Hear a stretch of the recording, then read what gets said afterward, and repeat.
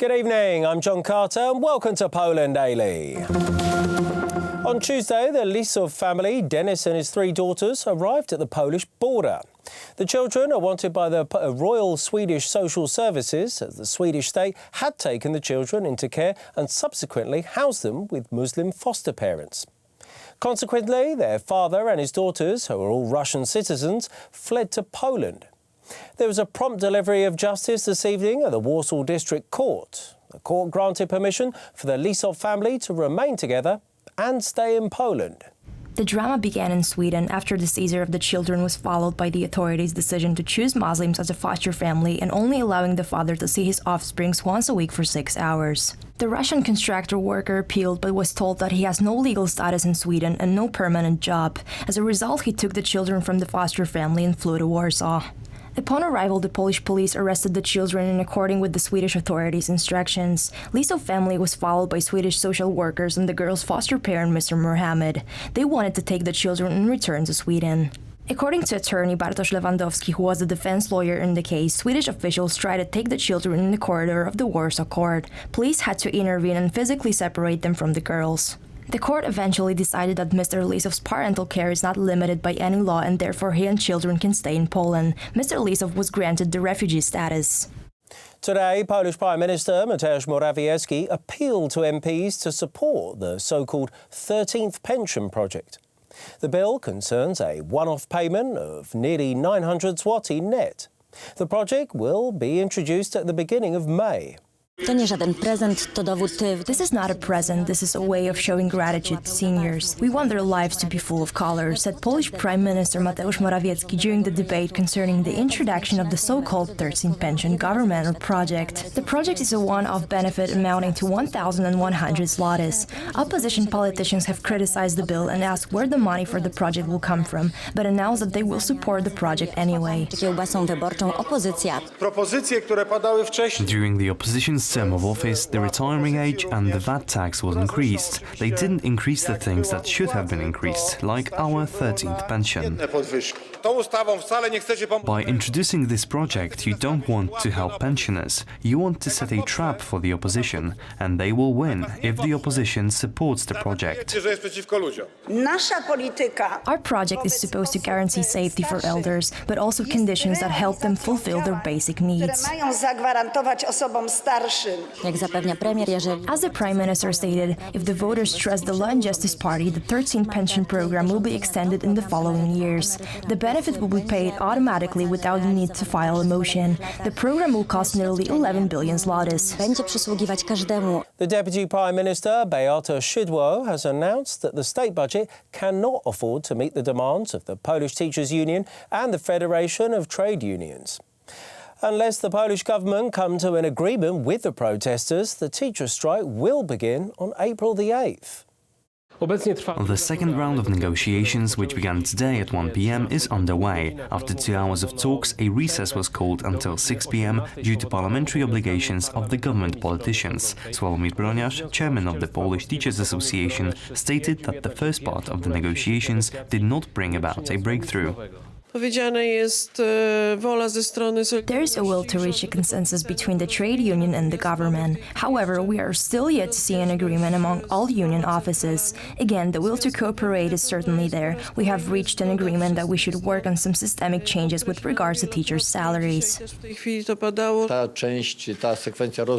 This round of negotiations did not bring any results. The government reacted negatively to our proposal. I say this with regret. We are at a stalemate. We continue to state our position, while the government has not responded to our proposal of a 30% increase of salaries.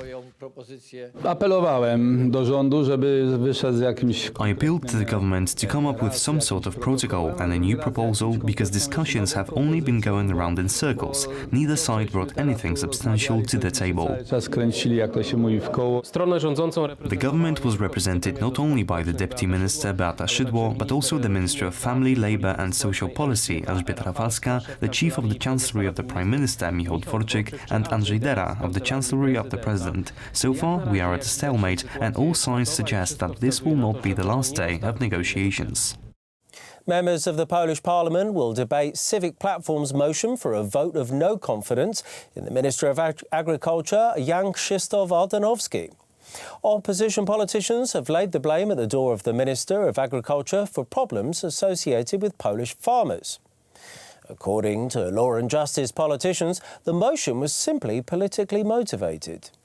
Civic Platform MPs gave a vote of non-confidence for the head of the Ministry of Agriculture due to incompetence, ineptitude and a lack of supervision of subordinate institutions. The motion of Civic Platform is supported by the agrarian Polish People's Party. Everything that is currently happening in Polish agriculture is Krzysztof Ardanowski's fault. The minister should honorably resign. The problem of the African swine fever has not been solved. Jan Krzysztof Ardanowski says that the charges being made against him are absurd, while some members of the opposition believe that the problems in Polish agriculture will not be solved by a change of minister. We need a specific reform, not yet another change of personnel. This would not achieve anything. The motion of the Civic Platform is yet another populist motion for a vote of no confidence. Jan Krzysztof Ardanowski became Minister of Agriculture in June 2018. He took over from Krzysztof Jurgiel, who is optimistic in the assessment of his successor. I know that the Prime Minister values the work of Minister Ardanowski. He is implementing the agrarian program. There have been some problems along the way, but some of the demands made by agricultural organizations are not in line with EU standards, like the request for the majority of products in supermarkets to be from Polish farms. This is yet another motion for a vote of non-confidence in one of the ministers of the Law and Justice government submitted by the opposition in the current term of office of the parliament. History suggests that, as in previous similar situations, the proposal to dismiss Minister Ardanowski is unlikely to succeed. The Vice President of the European Commission, Frans Timmermans, has announced that the European Commission is launching a procedure for infringement of law by Poland regarding the discipline of judges. The Polish government has 2 months to address the Commission's allegations. Poland's Justice Minister Zbigniew Ziobro, when assessing the decision of the European Commission, stressed that the judges' disciplinary chamber is elected by the National Judicial Council. He stated that it is much less dependent on political factors, as is the case in Germany. The College also agreed today on a new infringement procedure against the Polish government. The Polish authorities adopted a new law on the Supreme Court in December 2017, which, among other things, established a completely new disciplinary regime for judges. The main objective of this disciplinary regime is, as with the rest of the judicial reform, to systematically subject judges to the political control of the executive. In view of the urgency of the situation, the Commission will send a letter of formal notice to the Polish authorities on the matter, and a reply should be given within 2 months. Perhaps Mr. Timmermans has a delay in understanding our shocking situation in Poland, where we have a judge who stole power drill parts from a hardware supermarket and he was acquitted by our Supreme Court. This kind of behavior is not in line with the standards of the European Union and requires reaction because it does not build trust towards the judicial system. If Mr. Timmermans reacts to this kind of situation, where the Supreme Court gives this kind of decision with one hand and delivers complaints about flaws in our judicial system with the other, I ask, what do you mean? What is going on? Is he perhaps shocked about the situation with the other case, where a judge, along with his wife, stole electronic parts and she was charged the next day because she does not have the special immunity, but the judge was avoiding charges being brought against him for over 1.5 years? And luckily, the procedures permitted that. That is why we created the disciplinary chamber to treat every citizen the same. No more differences between an extraordinary caste, as the judges call themselves, and the ordinary citizens.